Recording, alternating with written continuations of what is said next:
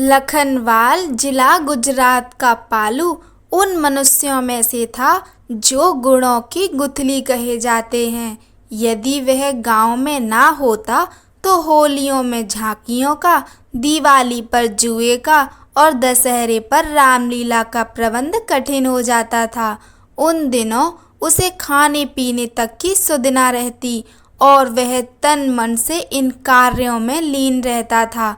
गांव में कोई गाने वाला आ जाता तो लोग पालू के पास जाते कि देखो कुछ राग विद्या जानता भी है या यूं ही हमें गंवार समझकर धोखा देने आ गया है। पालू अभिमान से सिर हिलाता और उत्तर देता, पालू के रहते हुए तो यह असंभव है, पीछे की भगवान जाने। केवल इतना ही नहीं, वह बांसुरी और घड़ा बजाने में भी पूरा उस्ताद था। हीर रांझे का किस्सा पढ़ने में तो दूर दूर तक कोई उसके जोड़ का ना था। दोपहर के समय जब वह पीपल के वृक्ष के नीचे बैठकर ऊंचे स्वर से जोगी और सहती के प्रश्नोत्तर पढ़ता तो सारे गांव के लोग इकट्ठे हो जाते और उसकी प्रशंसा के पुल बांध देते। उसके स्वर में जादू था।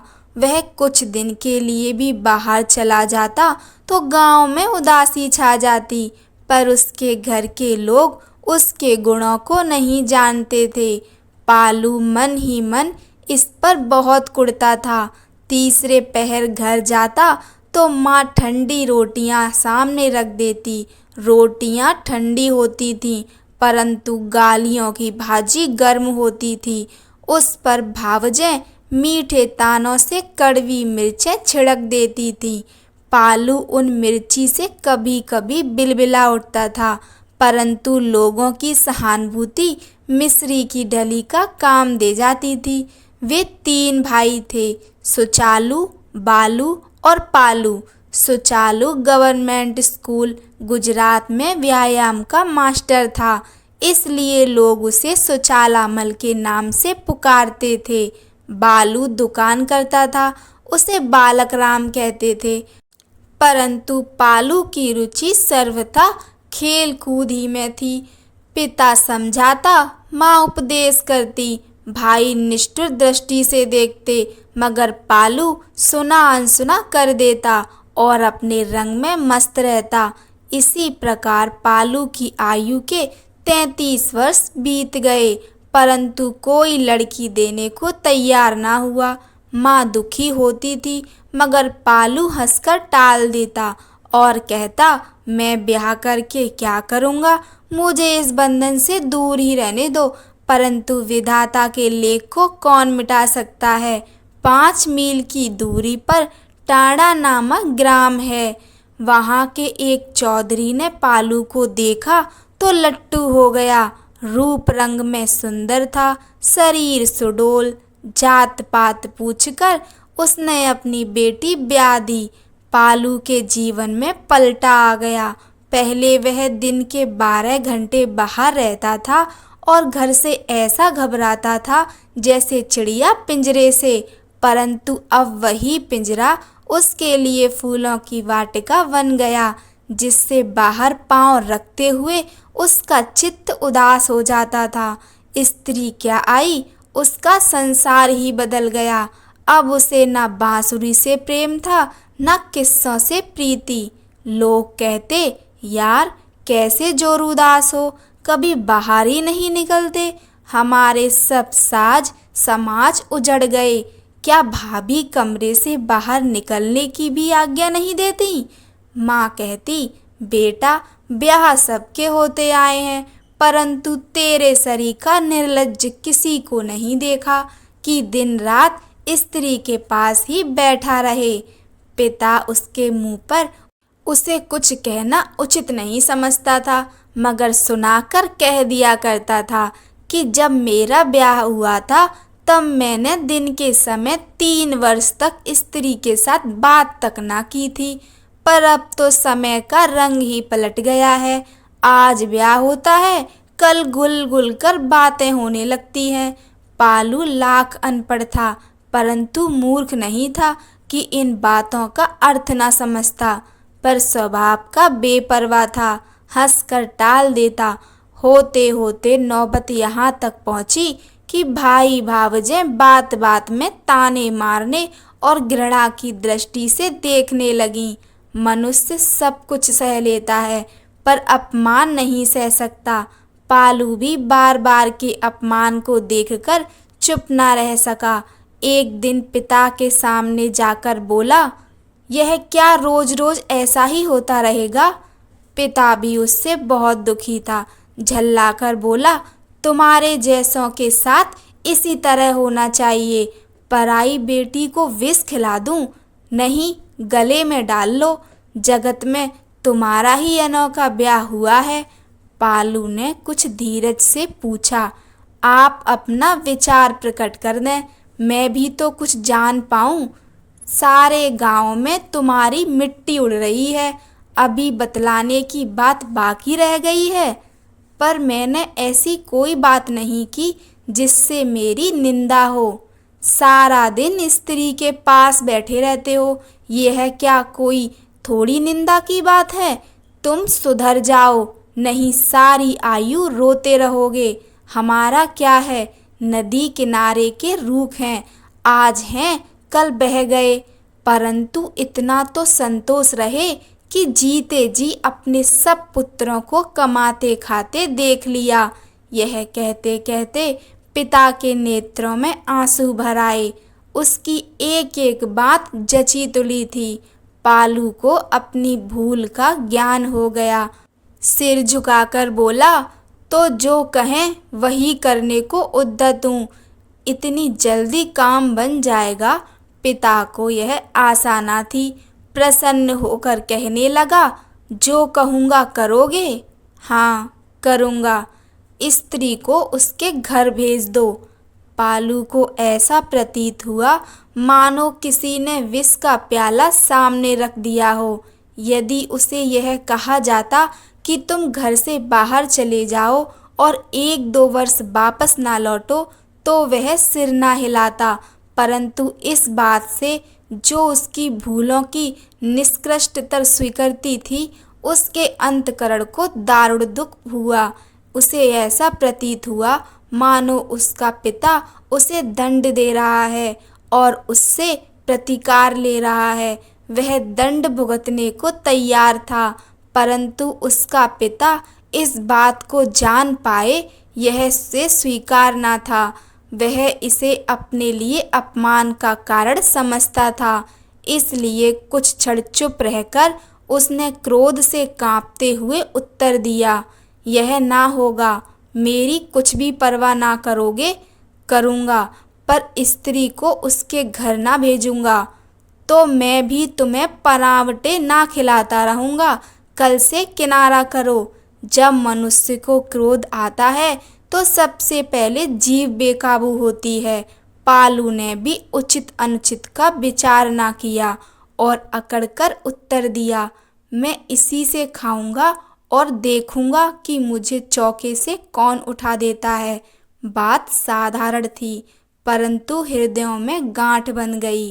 पालू को उसकी स्त्री ने भी समझाया, माँ ने भी, पर उसने किसी की बात पर कान ना दिया और बेपरवाही से सबको टाल दिया। दिन को प्रेम के दौर चलते, रात को स्वर्ग वायु के झकोरे आते। पालू की स्त्री की गोद में 2 वर्ष का बालक खेलता था, जिस पर माता पिता दोनों न्यौछावर थे। एकाएक उजाले में अंधकार ने सिर निकाला। गांव में विसूचिका का रोग फूट पड़ा, जिसका पहला शिकार पालू की स्त्री हुई। पालू विलक्षण प्रकृति का मनुष्य था। धीरता और नम्रता उसके स्वभाव के सर्वथा प्रतिकूल थी। बाल्यावस्था में वह बेपरवाह था।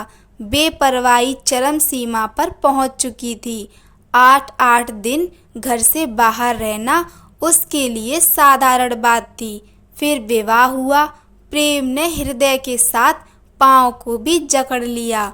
यह वह समय था जब उसके नेत्र एकाएक बाह्य संसार की ओर से बंद हो गए और वह इस प्रकार प्रेम पास में फंस गया जैसे शहद में मक्खी। मित्र मंडली नोक झोंक करती थी, भाई बंधु आंखों में मुस्कुराते थे, मगर उसके नेत्र और कान दोनों बंद थे। परंतु जब स्त्री भी मर गई तो पालू की प्रकृति फिर चंचल हो उठी। इस चंचलता को न खेल तमाशे रोक सके, न मनोरंजक किस्से कहानियाँ। यह दोनों रास्ते उससे पददलित किए जा चुके थे। प्राय ऐसा देखा गया है कि पढ़े लिखे लोगों की अपेक्षा अनपढ़ और मूर्ख लोग अपनी टेक का ज़्यादा ख्याल रखते हैं और इसके लिए तन मन धन तक न्यौछावर कर देते हैं। पालू में यह गुण कूट कूट कर भरा था। माता पिता ने दोबारा विवाह करने की ठानी, परंतु पालू ने स्वीकार न किया और उनके बहुत कहने सुनने पर कहा कि जिस बंधन से एक बार छूट चुका हूँ उसमें दोबारा ना फैलूंगा। गृहस्थ का सुख भोग मेरे प्रारब्ध में ना था। यदि होता तो मेरी पहली स्त्री क्यों मरती। अब तो इसी प्रकार जीवन बिता दूंगा। परंतु यह अवस्था भी अधिक समय तक ना रह सकी। 3 मास के अंदर अंदर उसके माता पिता दोनों चल बसे। पालू के हृदय पर दूसरी चोट लगी। क्रिया कर्म से निवृत्त हुआ तो रोता हुआ बड़ी भावज के पाँव में गिर पड़ा और बोला, अब तो तुम ही बचा सकती हो, अन्यथा मेरे मरने में कोई कसर नहीं। भावज ने उसके सिर पर हाथ फेर कर कहा, मैं तुम्हें पुत्रों से बढ़कर चाहूँगी। क्या हुआ जो तुम्हारे माता पिता मर गए, हम तो जीते हैं। यह नहीं, मेरे बेटे को संभालो, मैं अब घर में ना रहूँगा। उसकी भाभी अवाक रह गई। पालू अब संपत्ति बांटने के लिए झगड़ा करेगा, उसे इस बात की शंका थी। परंतु यह सुनकर कि पालू घर बार छोड़ जाने को उद्यत है, उसका हृदय आनंद से झूलने लगा, मगर अपने हर्ष को छिपाकर बोली, यह क्या, तुम भी हमें छोड़ जाओगे तो हमारा जी यहाँ कैसे लगेगा। नहीं, अब यह घर भूत के समान काटने दौड़ता है। मैं यहाँ रहूँगा तो जीता ना बचूँगा। मेरे बच्चे के सिर पर हाथ रखो। मुझे ना धन चाहिए ना संपत्ति। मैं सांसारिक धंधों से मुक्त होना चाहता हूँ। अब मैं सन्यासी बनूँगा। यह कहकर अपने पुत्र सुखदयाल को पकड़कर भावज की गोद में डाल दिया और रोते हुए बोला, इसकी माँ मर चुकी है, पिता सन्यासी हो रहा है। परमात्मा के लिए इसका हृदय ना दुखाना। बालक ने जब देखा कि पिता रो रहा है तो वह भी रोने लगा और उसके गले लिपट गया। परंतु पालू के पाँव को यह स्नेह रज्जू भी ना बांध सकी। उसने हृदय पर पत्थर रखा और अपने संकल्प को दृढ़ कर लिया। कैसा हृदय वेदक दृश्य था।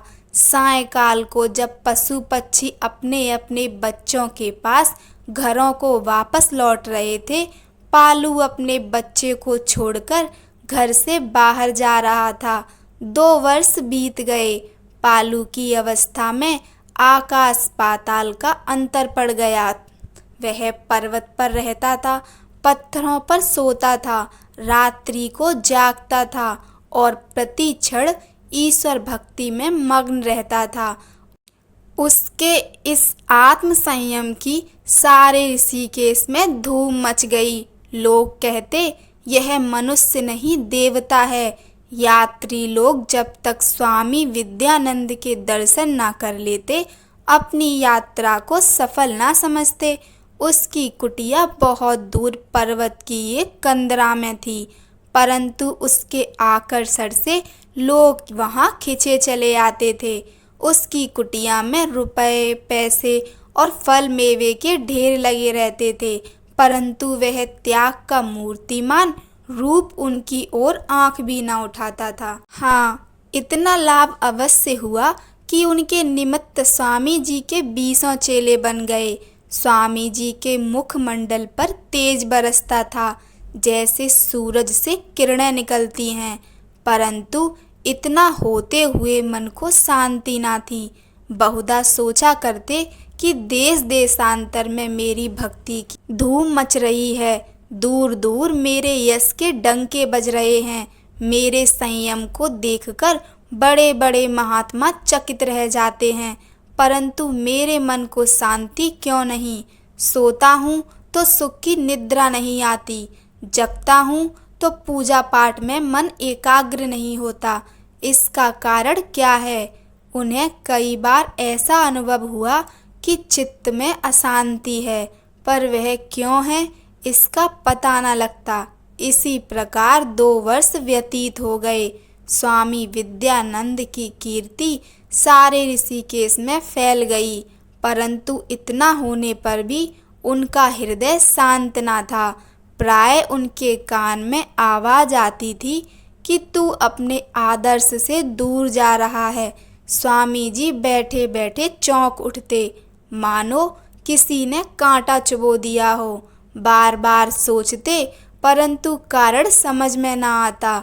तब वे घबराकर रोने लग जाते। इससे मन तो हल्का हो जाता था, परंतु चित्त को शांति फिर भी ना होती।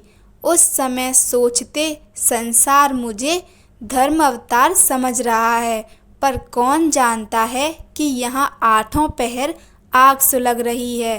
पता नहीं पिछले जन्म में कौन पाप किए थे, जिससे अब तक आत्मा को शांति नहीं मिलती।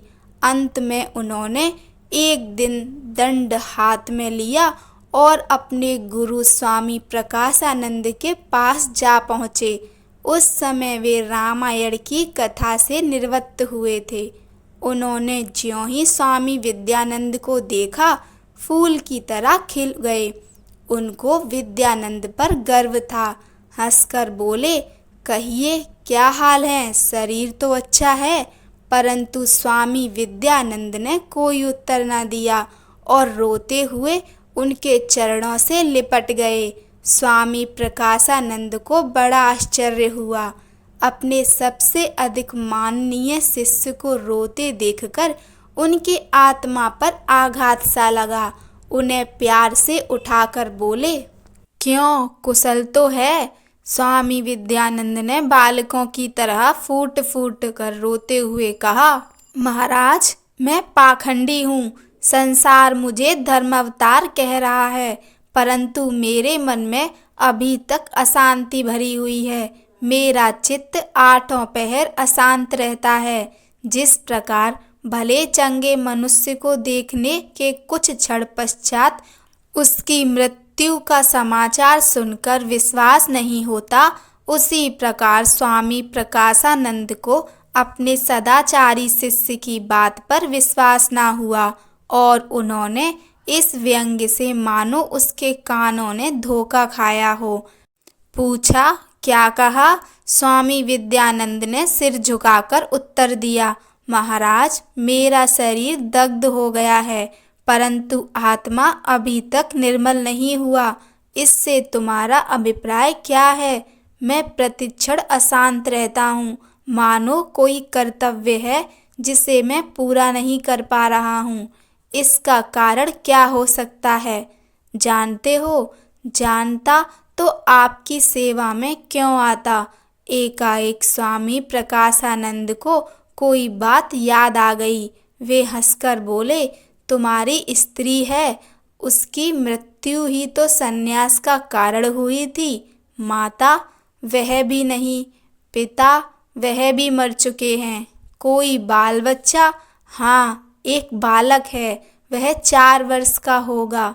उसका पालन कौन करता है? मेरा भाई और उसकी स्त्री। स्वामी प्रकाशानंद का मुखमंडल चमक उठा। हंसकर बोले, तुम्हारी अशांति का कारण मालूम हो गया। हम कल तुम्हारे गांव को चलेंगे। विद्यानंद ने नम्रता से पूछा, मुझे शांति मिल जाएगी? अवश्य, परंतु कल अपने गांव की तैयारी करो। पालू के मित्रों में लाला गणपत राय का पुत्र भोलानाथ हाड़ा बड़ा सज्जन पुरुष था। लखनवाल के लोग उसकी सज्जनता पर लट्टू थे।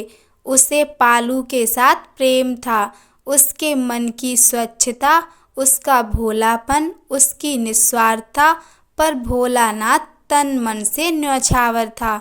जब तक पालू लखनवाल में रहा, भोलानाथ ने सदैव उसकी सहायता की।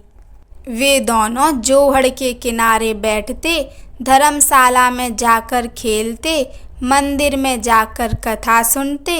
लोग देखते तो कहते कृष्ण सुदामा की जोड़ी है।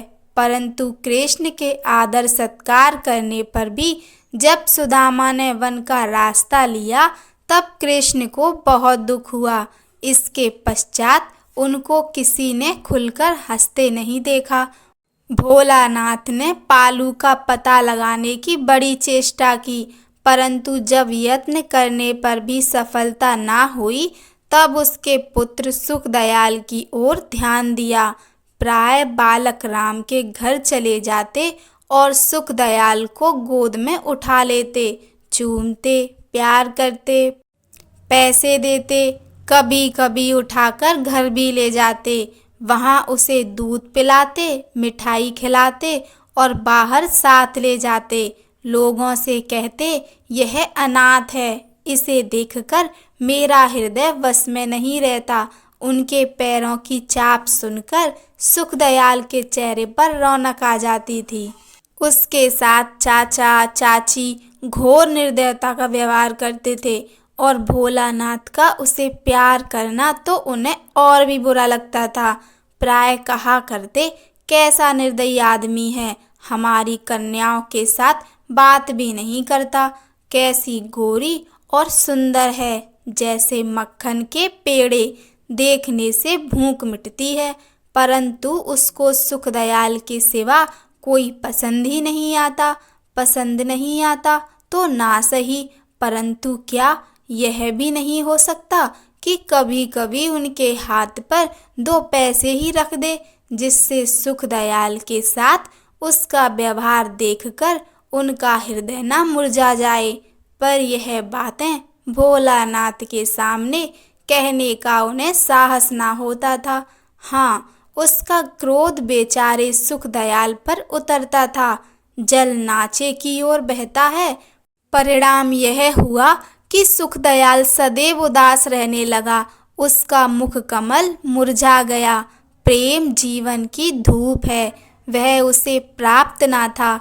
जब कभी भोलानाथ आता, तब उसे पितृ प्रेम के सुख का अनुभव होने लगता था। लोहड़ी का दिन था, सांझ का समय। बालक राम के द्वार पर पुरुषों की भीड़ थी। आंगन में स्त्रियों का जमघटा। कोई गाती थी, कोई हंसती थी, कोई अग्नि में चावल फेंकती थी, कोई चिड़वे खाती थी। 3 कन्याओं के पश्चात परमात्मा ने पुत्र दिया था। यह उसकी पहली लोहड़ी थी। बालक राम और उसकी स्त्री दोनों आनंद से प्रफुल्लित थे। बड़े समारोह से त्योहार मनाया जा रहा था। 10 रुपए की मक्खी उड़ गई, चिड़वे और रेवड़ी इसके अतिरिक्त, परंतु सुखदयाल की ओर किसी का भी ध्यान ना था। वह घर से बाहर दीवार के साथ खड़ा लोगों की ओर लुब्ध दृष्टि से देख रहा था कि एकाएक भोलानाथ ने उसके कंधों पर हाथ रखकर कहा, सुखू, सूखे धानों में पानी पड़ गया। सुखदयाल ने पुलकित होकर उत्तर दिया, चाचा, आज लोहड़ी है। तुम्हारी ताई ने तुम्हें क्या दिया? मक्खी, और क्या दिया? और कुछ नहीं।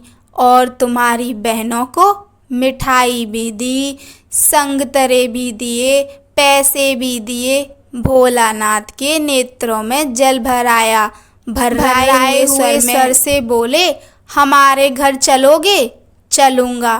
कुछ खाओगे? हाँ, खाऊंगा। घर पहुंचकर भोलानाथ ने पत्नी से कहा, इसे कुछ खाने को दो। भोलानाथ की तरह उनकी पत्नी भी सुखदयाल से बहुत प्यार करती थी। उसने बहुत सी मिठाई उसके सम्मुख रख दी। सुखदयाल रुचि से खाने लगा। जब खा चुका तो चलने को तैयार हुआ। भोलानाथ ने कहा, ठहरो, इतनी जल्दी काहे की है? ताई मारेगी। क्यों मारेगी?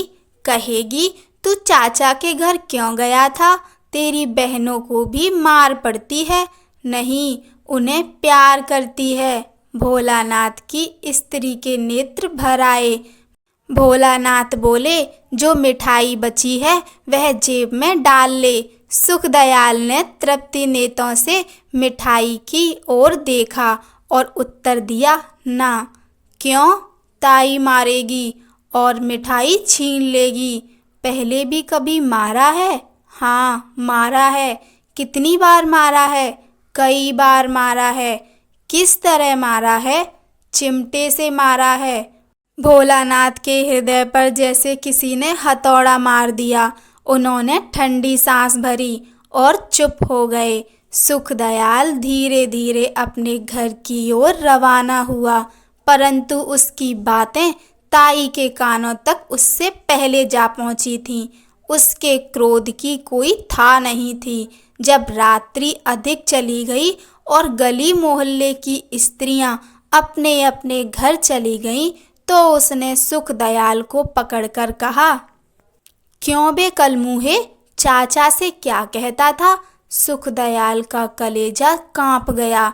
डरते डरते बोला, कुछ नहीं कहता था।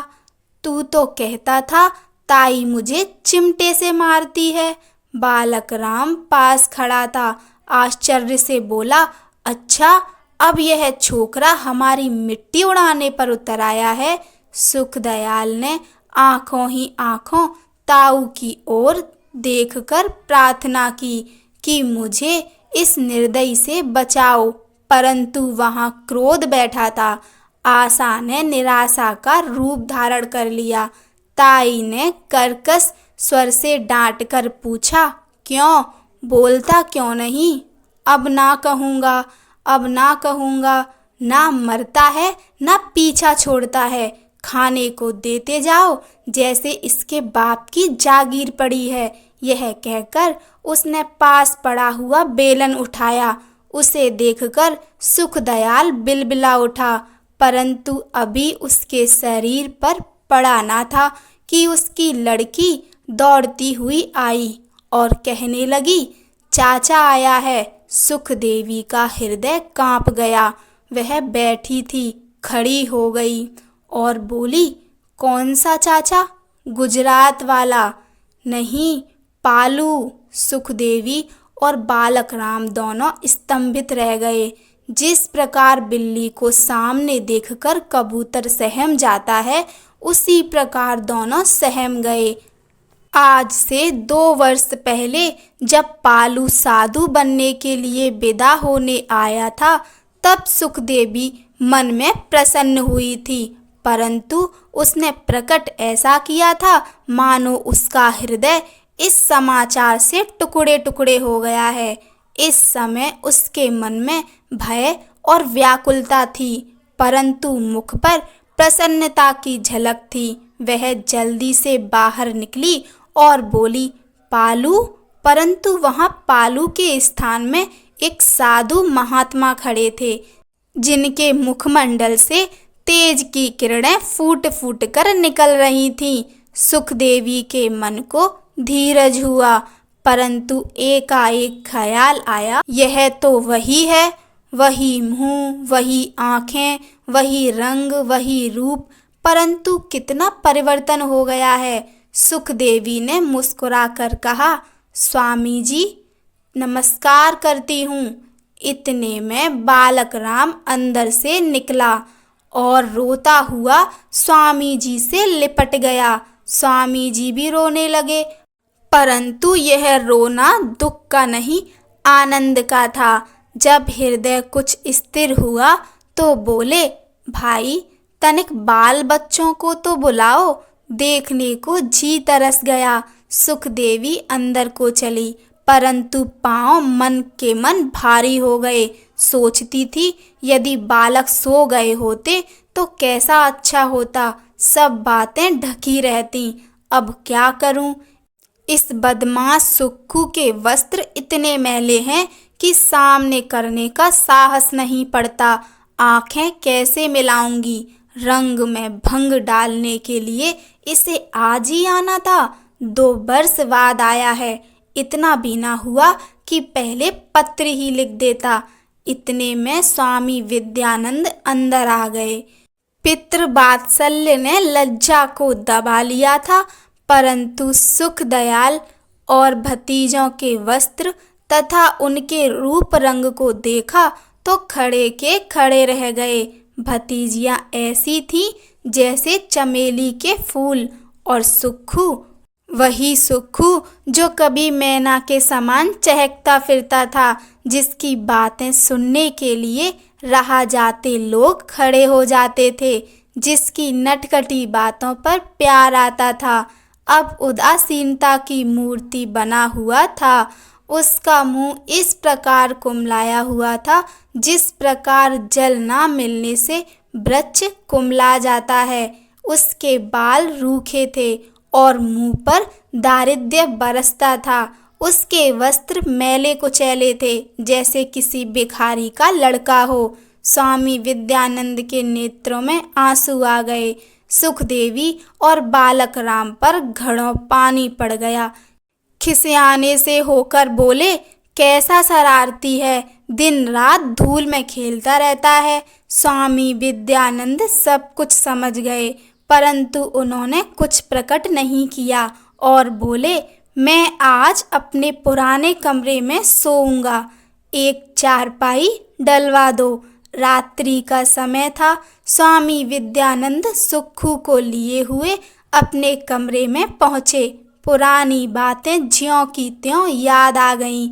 यही कमरा था जहाँ प्रेम के पासे खेले थे, यहीं पर प्रेम के प्याले पिए थे, इसी स्थान पर बैठकर प्रेम का पाठ पढ़ा था। यही वाटिका थी जिसमें प्रेम पवन के मस्त झोंके चलते थे।